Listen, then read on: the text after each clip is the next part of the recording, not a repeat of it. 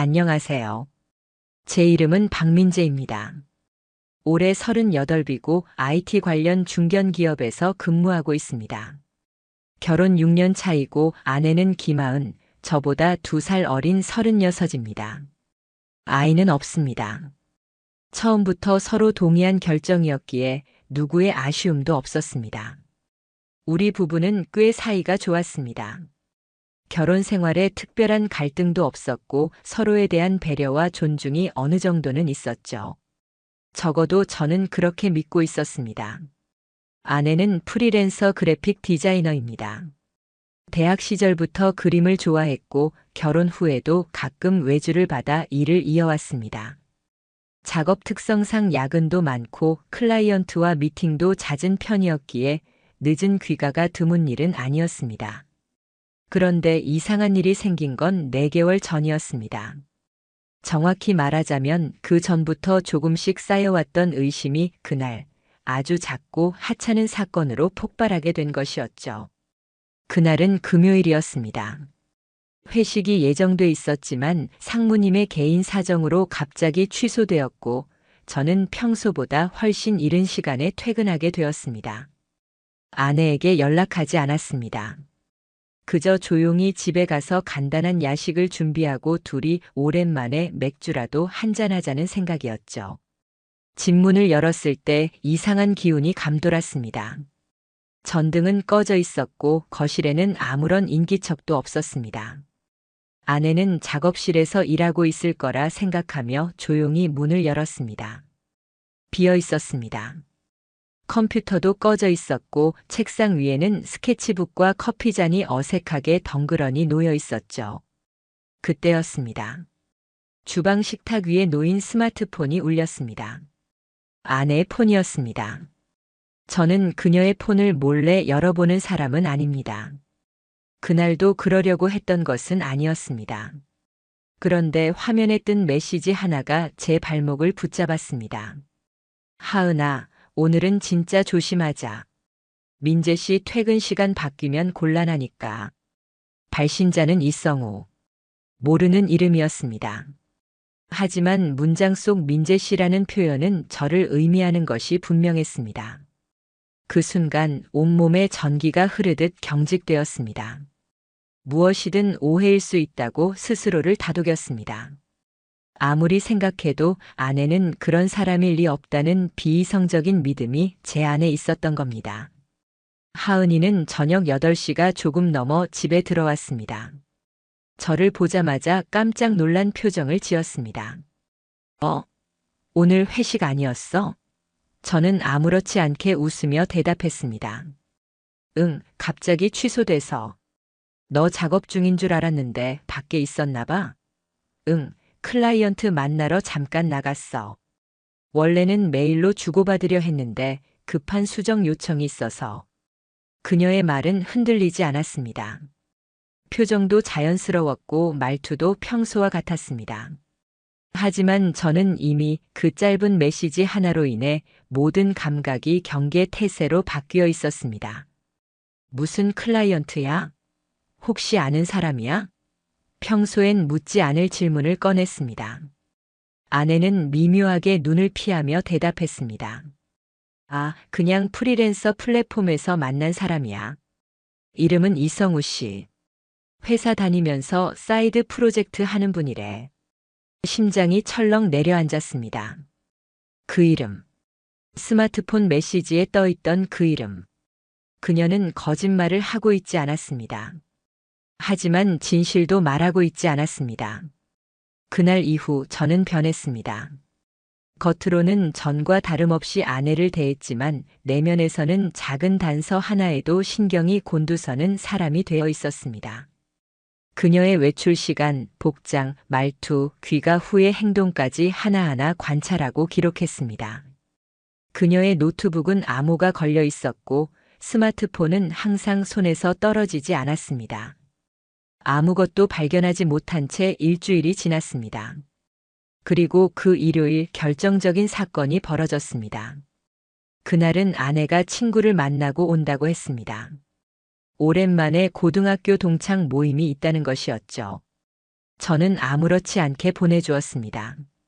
그리고 그녀가 집을 나서자마자 차를 몰고 그녀의 뒤를 쫓았습니다.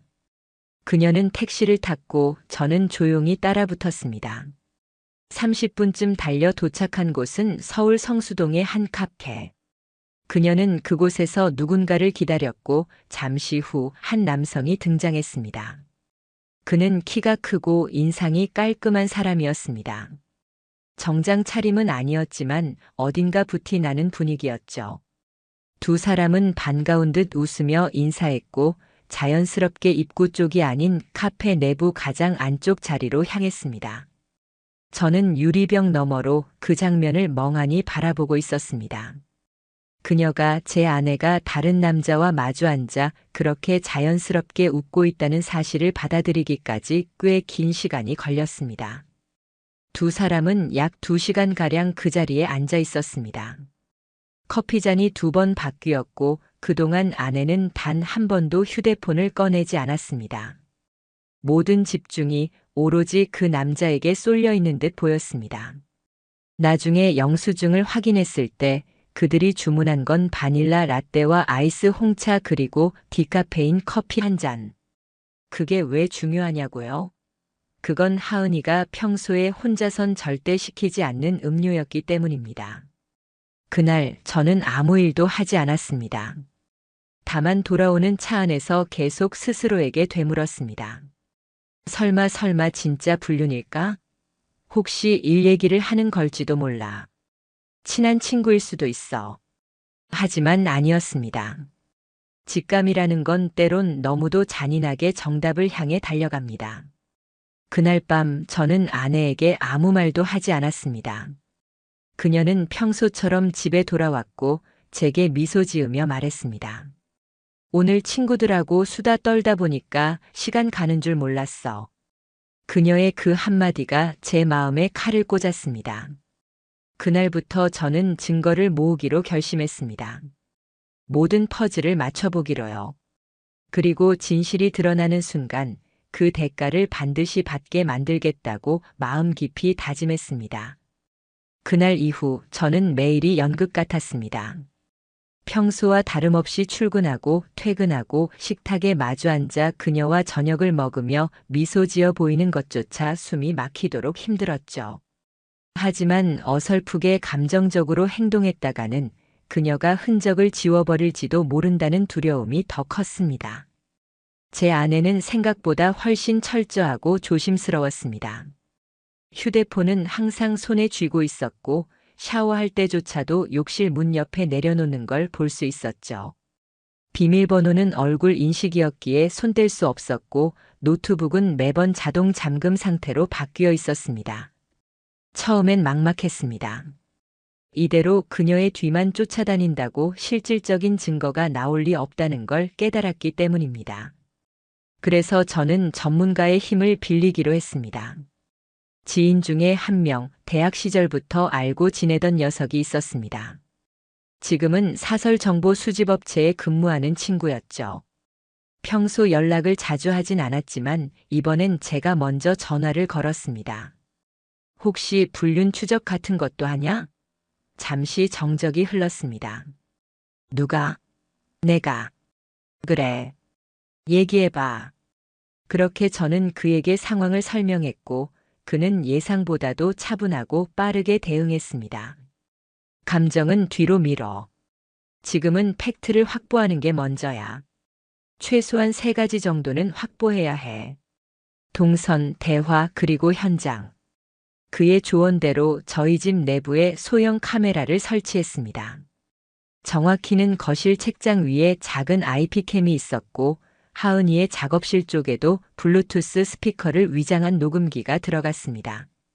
처음 며칠은 아무 일도 없었습니다. 아내는 비교적 일정한 루틴을 유지했고 외출도 크게 드러나는 행동 없이 조심스럽게 움직였습니다. 하지만 그 다음 주 수요일 저는 영상 하나를 확인하다가 멈춰섰습니다. 오전 11시 14분. 제가 출근하고 3시간이 지나고 난 뒤 아내가 전화를 받는 장면이 녹화되어 있었습니다. 응, 지금 혼자야. 그래, 오늘은 그쪽으로 갈게. 아니, 남편은 회식이 잡혔어. 걱정 마. 그리고 그녀는 노트북을 열고 웹 브라우저를 켠 뒤 지도 앱을 띄웠습니다. 그 좌표는 낯선 오피스텔 주소였습니다.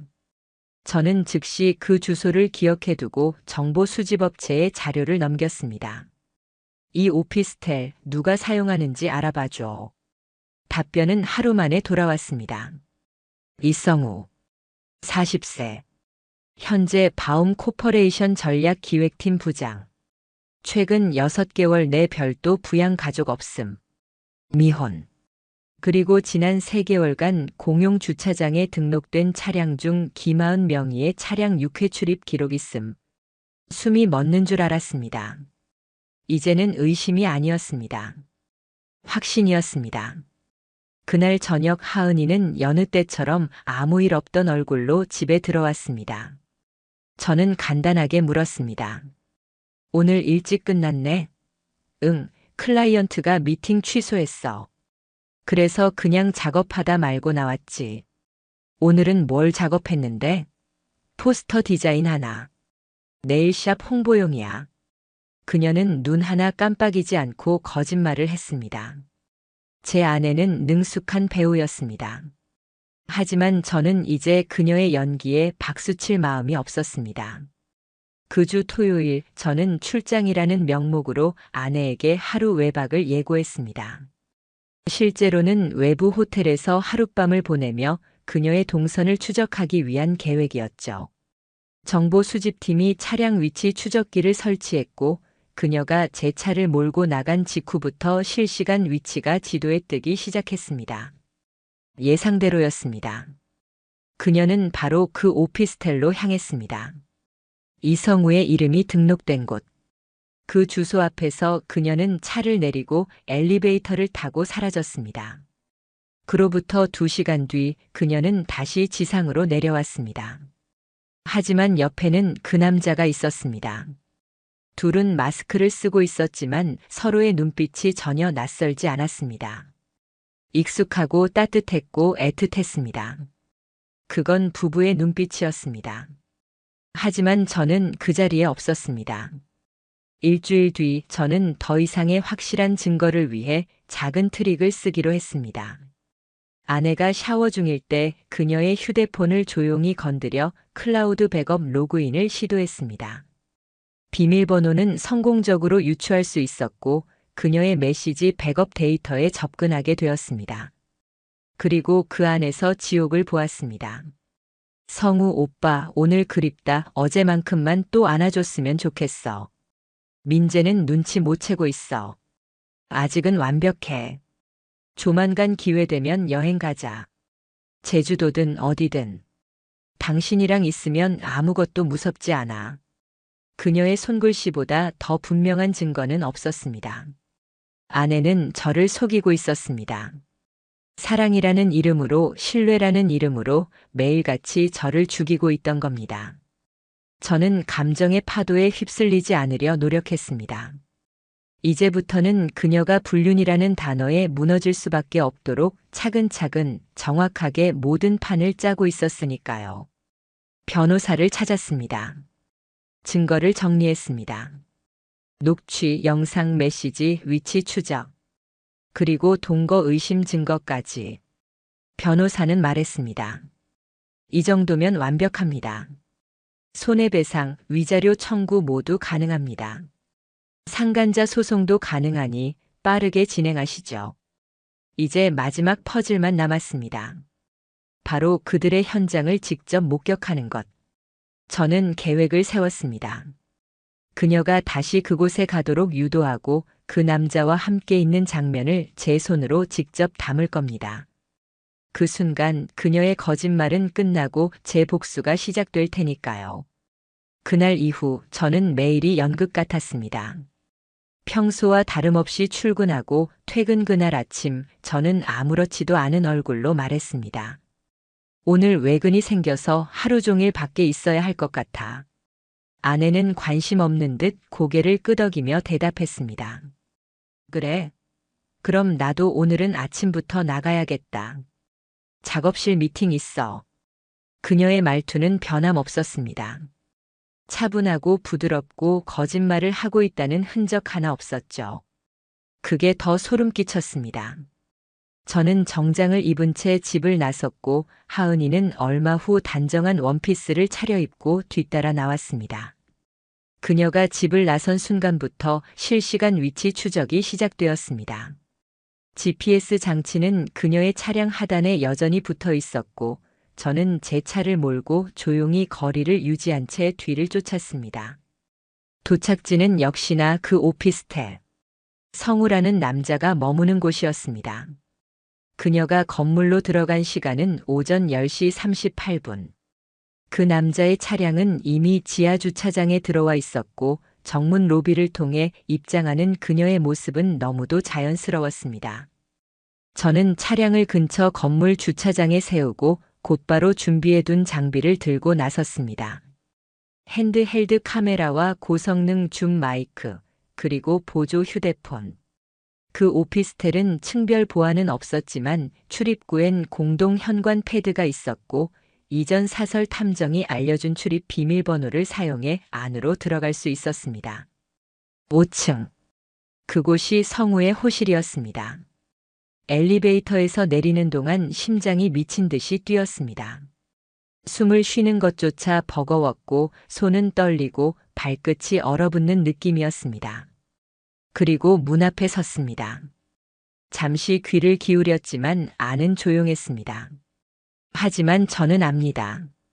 지금 이 안에 제 아내와 그 남자가 함께 있다는 걸. 복도 끝 반대편 계단에 자리를 잡고 앉았습니다. 정면 문에 카메라를 겨누고 문이 열리는 순간을 기다렸습니다. 시간은 느리게 흘렀습니다. 10분, 20분, 30분이 지나고 오전이 지나가고 있을 무렵. 드디어 문이 열렸습니다. 아내가 먼저 나왔습니다. 긴 머리를 묶은 채 정돈된 셔츠 차림으로. 그 뒤를 따라 성우가 나왔습니다.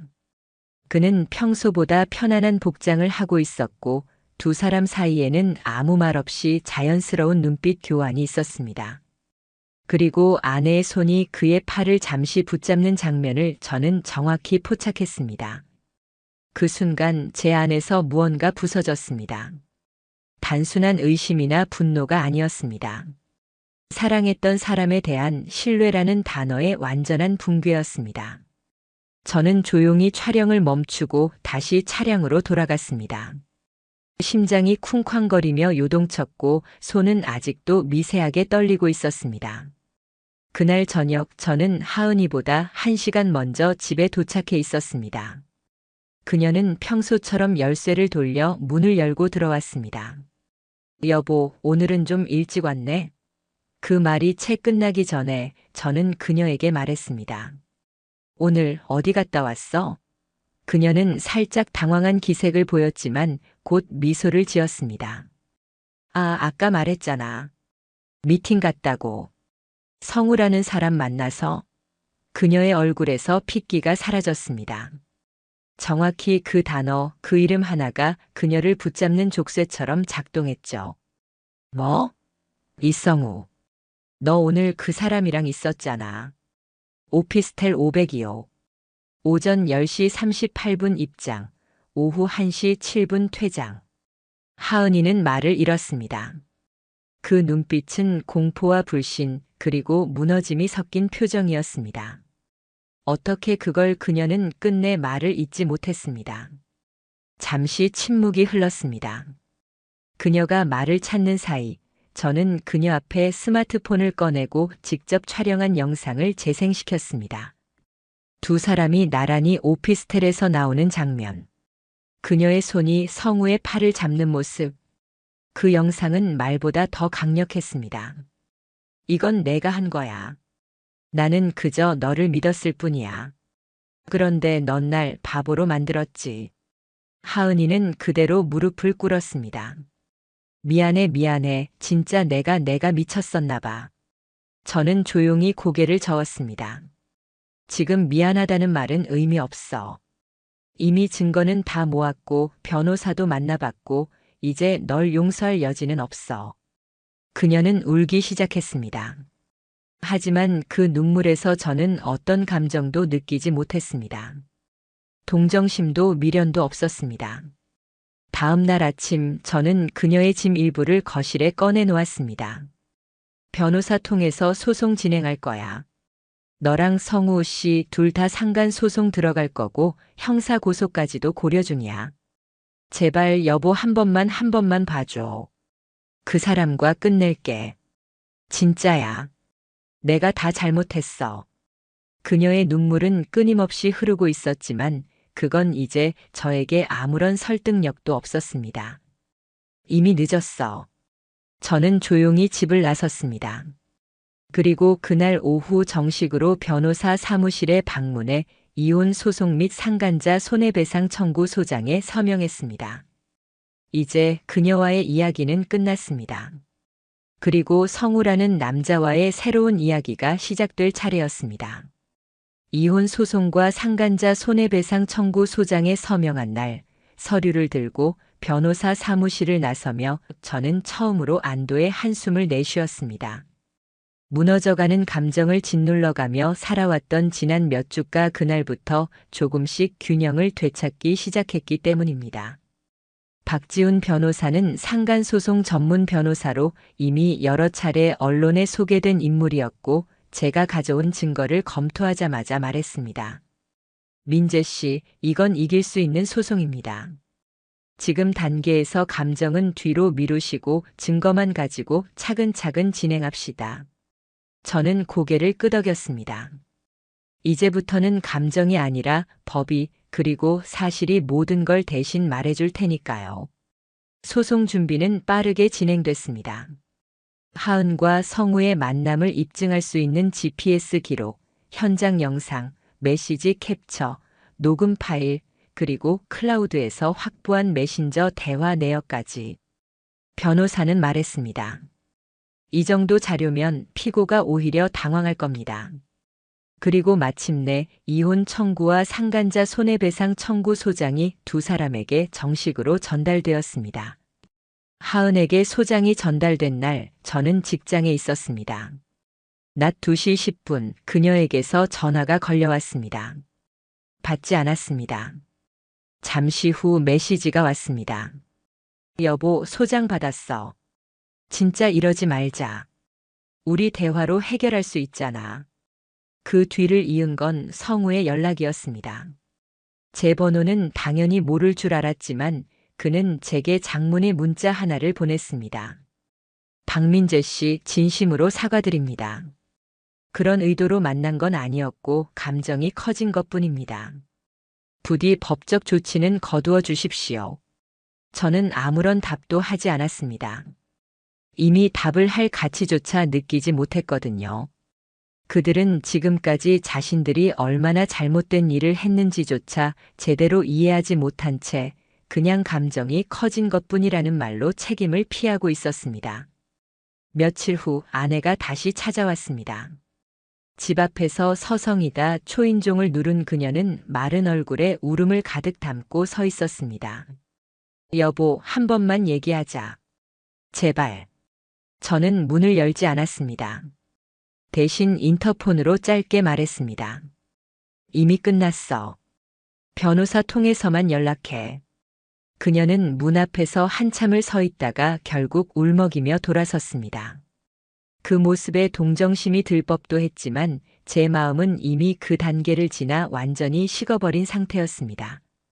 그로부터 약 3주 후 1차 변론 기일이 잡혔습니다. 법원에 도착했을 때 아내와 성우는 나란히 법정 출입구 앞에 서 있었습니다. 서로 눈치를 보는 듯한 모습이었습니다. 분명 불안해하고 있었고 그 불안은 그들의 변호인이 낭독한 자료를 듣는 순간 공포로 바뀌었습니다. 원고는 피고 김하은과 이성우 사이의 부정한 관계를 일관되고 구체적으로 입증할 자료를 제출하였습니다.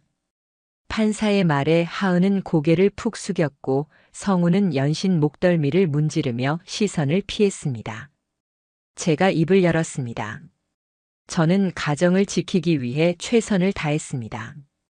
그런데 두 사람은 저를 농락했고 저의 삶을 무너뜨렸습니다. 이 책임 반드시 법의 이름으로 물어야 합니다. 그들의 변호인은 합의를 제안했습니다. 위자료 조정 및 이혼 합의 가능성을 열어두면 어떻겠습니까? 하지만 저는 단호하게 말했습니다. 합의는 없습니다. 저는 끝까지 가겠습니다. 그 순간 성우의 얼굴이 바짝 굳었습니다.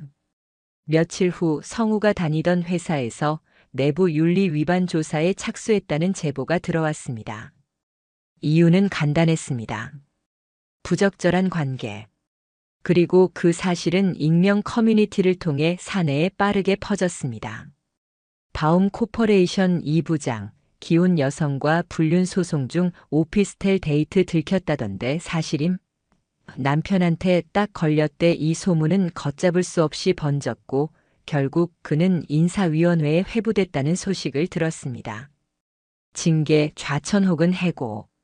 어느 쪽이든 그는 예전처럼 사무실에서 웃으며 커피를 마실 수는 없게 된 것이었습니다. 아내 역시 상황이 좋지 않았습니다.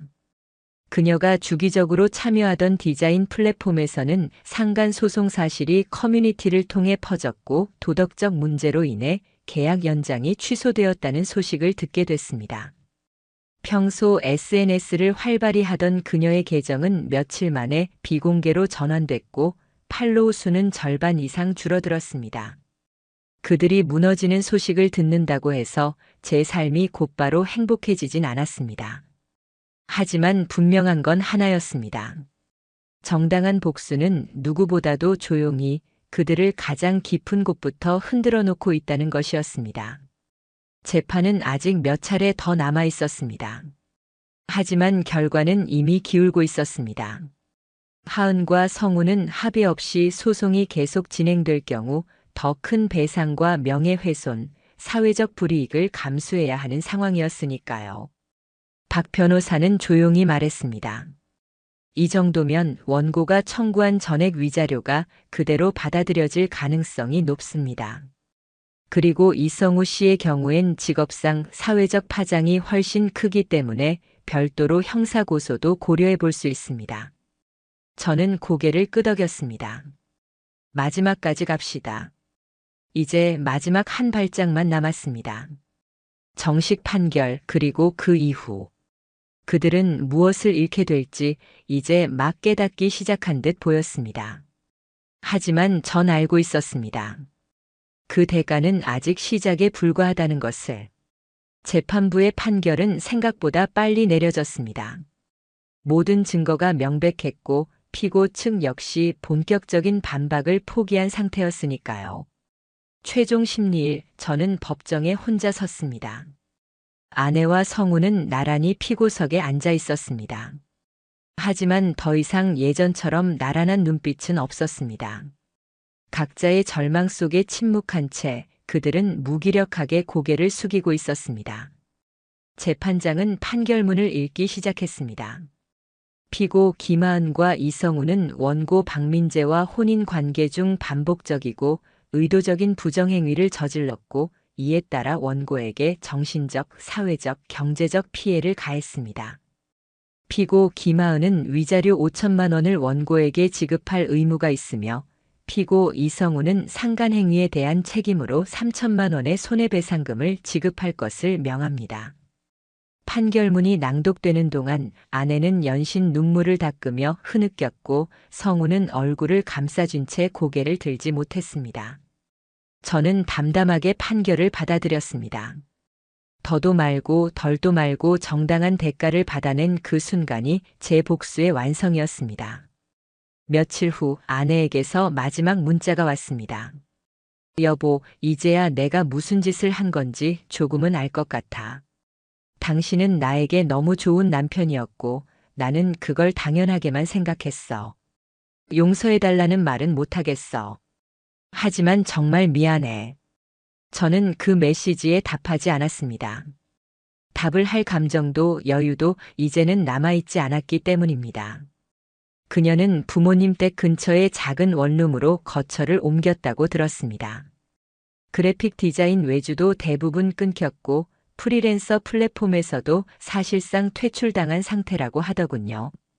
한때 SNS 팔로워 수만 명을 자랑하던 그녀의 계정은 현재 삭제되어 있었고 지인들 사이에서는 그녀의 이름조차 이야깃거리로 남지 않게 됐습니다. 이성우는 더 참혹했습니다. 바움 코퍼레이션의 인사위원회는 징계위원회를 거쳐 그에게 해임 결정을 내렸습니다. 회사 내에서 도덕성 이슈로 퇴출된 그는 업계 내 평판까지 무너졌고 이직이 불가능하다는 판단 하에 결국 지방으로 내려가 부모님 사업을 돕고 있다는 소문을 들었습니다. 그는 판결 이후 단 한 번 저에게 내용 증명을 통해 분할 상환 요청을 보내왔습니다. 지금 당장은 어려운 상황이라 3천만 원 중 일부는 먼저 송금하고 나머지는 몇 차례로 나누어 드리고 싶습니다. 저는 그 요청을 승인했습니다. 그가 보낸 돈이 아니라 그가 그 돈을 갚아야 하는 의무 자체가 그에게는 평생의 족쇄가 될 테니까요. 이혼은 판결과 동시에 법적으로 확정되었습니다. 정식적인 이혼 절차가 마무리되던 날, 저는 하은을 다시 볼 일이 없었습니다. 결혼 생활 6년 웃음도 여행도 눈물도 함께했던 사람이었지만 그녀는 제가 사랑했던 사람이 아니었습니다. 그 사랑은 그녀가 스스로 찢어버린 종이처럼 이젠 다시 붙일 수 없을 만큼 흩어져 있었습니다. 아내의 부모님께서 조용히 연락을 주셨습니다. 우리 딸이 모든 걸 잘못한 건 맞다. 부디 새로운 길에서라도 평안하길 바란다. 저는 정중히 인사드렸습니다. 저는 그분들께 원망 없습니다. 이 일은 두 사람의 선택이었고 그 대가는 충분히 받았다고 생각합니다. 그 말에 어르신은 긴 한숨을 내쉬며 고개를 끄덕이셨습니다. 그 짧은 통화로 저는 완전히 과거를 떠나보낼 수 있었습니다. 이후 저는 회사 휴직을 신청하고 한 달간 제주도로 내려갔습니다. 가볍게 짐을 꾸려 게스트하우스에 묵으며 조용히 일기를 쓰고 사람들을 만나고 혼자만의 시간을 보냈습니다. 그곳에서 만난 한 작은 서점 주인과의 대화가 아직도 기억에 남습니다. 누군가를 용서한다는 건 그 사람을 위한 게 아니라 자기 자신을 위한 거예요. 그 말에 저는 고개를 끄덕일 수 있었습니다. 맞습니다. 저는 그들을 용서한 것이 아니라 저 스스로를 끌어올리기 위한 선택을 한 겁니다. 서울로 돌아온 저는 회사를 복귀했고 업무에 집중하며 다시 평범한 일상을 살아가기 시작했습니다. 한때는 미쳐버릴 듯한 분노로 잠 못 들던 날들도 있었고 길거리에 있는 모르는 커플을 보며 이유 없는 슬픔이 밀려오기도 했지만 이제는 그런 감정조차 서서히 흐릿해지고 있습니다. 어느 날 저녁 퇴근길 지하철역에서 어떤 여성이 제게 말을 걸었습니다. 혹시 박민재 씨 아니세요? 네, 그런데요. 저 대학 때 디자인 수업같이 들었던 조예린이에요. 그녀는 따뜻하고 담담한 미소를 가진 사람이었고 자연스럽게 근처 카페에서 커피 한 잔을 나누게 되었습니다. 그날 이후 우리는 가끔 연락을 주고받으며 한 걸음씩, 조금씩, 아주 천천히 새로운 인연의 가능성을 만들어가고 있습니다. 제가 이 이야기를 꺼낸 이유는 누군가에게 위로가 되기 위함입니다. 불륜이라는 단어는 그저 자극적인 뉴스 헤드라인에 그치지 않습니다. 그건 한 사람의 인생을 송두리째 흔드는 냉혹하고 잔인한 현실입니다. 하지만 무너졌다고 해서 영원히 부서진 건 아닙니다. 저는 다시 일어섰고 그들은 그들이 만든 선택의 대가를 치르며 살아가고 있습니다. 그리고 저는 더는 과거를 원망하지 않습니다.